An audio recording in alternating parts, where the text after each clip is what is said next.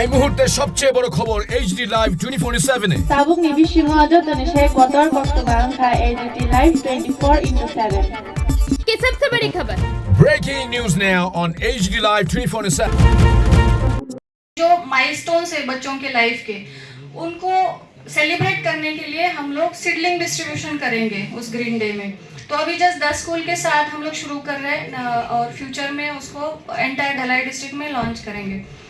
तो और second initiative है कि बायो फेंसिंग का। तो जब डीएम सर से मैंने डिस्कस किया ये क्लासरूम टू कैनोपी कैंपेन के बारे में, तो सर ने और एक इनिशिएटिव बताया बायो फेंसिंग, इसको भी हम लोग लॉन्च कर सकते हैं ऐसे करके।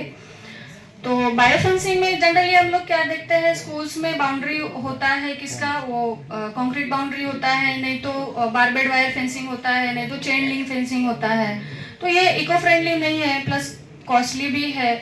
तो इसका एक अल्टरनेटिव, अगर ग्रीन फ्यूचर की तरफ हमें मूव करना है तो अल्टरनेटिव वे से बायो फेंसिंग को हम लोग वहाँ पे लगा सकते हैं। উৎসব কর্মসূচিকে কেন্দ্র করে আজকে যে কিছুক্ষণ আগে দুটো উদ্বোধন হলো, সেই উদ্বোধনী অনুষ্ঠানে আমি উপস্থিত থাকতে পেরে অত্যন্ত আনন্দিত এবং উৎসাহিত অনুভব করছি।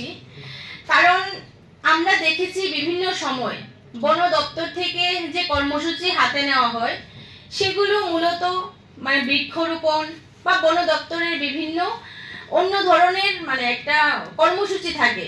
তার মধ্যে আজকে আমাদের জেলার শিক্ষা ব্যবস্থার সঙ্গে যে বন দপ্তরের যে একটা সংযোগ স্থাপন করা হয়েছে, যে বিভিন্ন বিদ্যালয়ের মধ্যে একটা যেমন ছাত্রছাত্রীদের জন্মদিন উপলক্ষে ওদের জন্মদিনকে সামনে রেখে বা বিদ্যালয়ের একটা নতুন কর্মসূচিকে সামনে রেখে একটা বন মহোৎসব বা একটা প্ল্যান্টেশনের একটা মতো কর্মসূচি হাতে নিয়ে যায়, সেটা অত্যন্ত